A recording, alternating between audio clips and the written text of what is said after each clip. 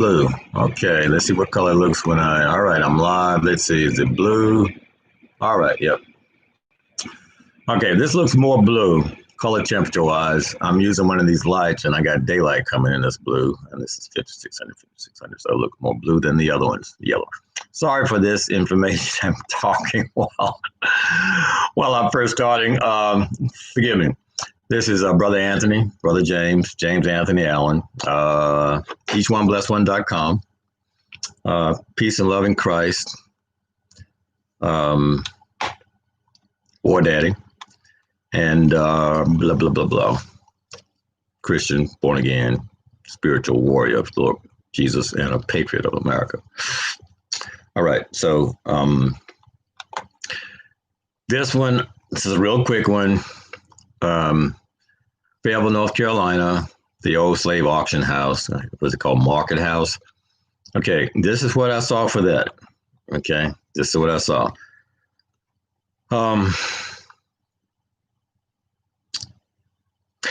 Take an aerial view of the market house. Look down on it. Okay, you got the market house in a traffic circle. Okay, I'm suggesting that you build a pavilion that encloses that traffic circle, and maybe a couple of buildings outside of that traffic circle, but a pavilion to incorporate the traffic circle and the market house. Right. Building the pavilion is going to bring income into North Carolina, and you'll get income from outside of the state to build this thing, because they're Confederates outside of the North Carolina, former Confederates, or the people I'm talking about.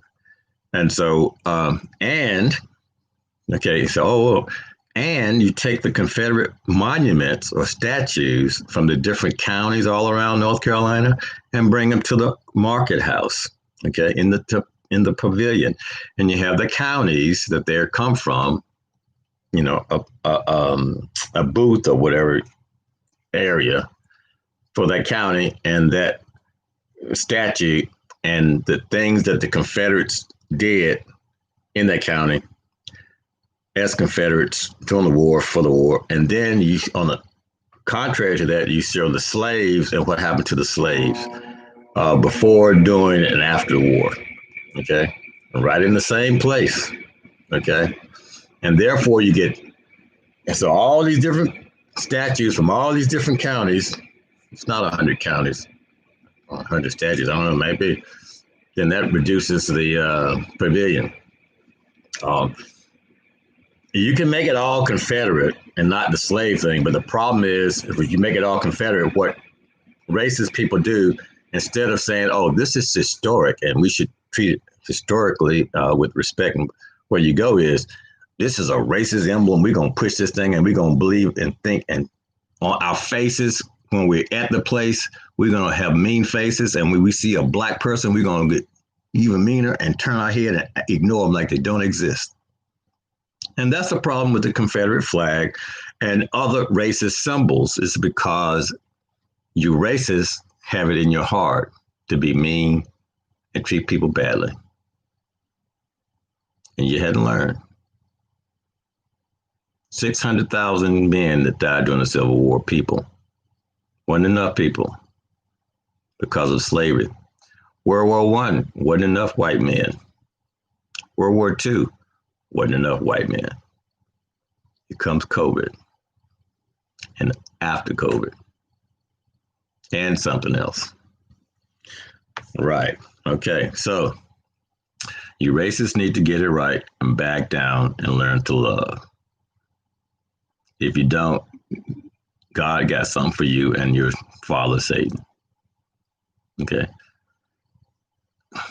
Now I got something to tell you about the Adam and Eve thing that happened too, for you guys that don't know.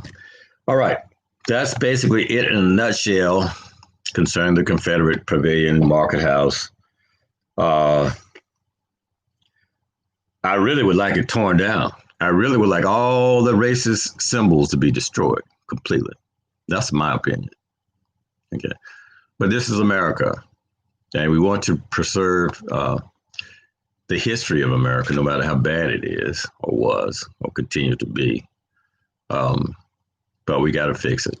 If we don't fix it, God will fix it. If you're Christians and you know, like I know, God will give you an opportunity to do something. And if you don't do it, he'll send somebody else to do it, or he'll do it himself. If he does it, there's no telling what will happen. No telling. No telling. Okay. And if he turns your sin over to Satan, then there's no telling what's going to happen. All right.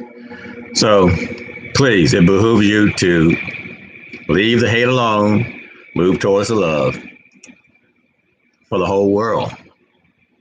And what we have to do is stop working in disunity. I found that in the rural North Carolina area, you have whites who stick together, unified. They racist, they stick together, communicate, talk.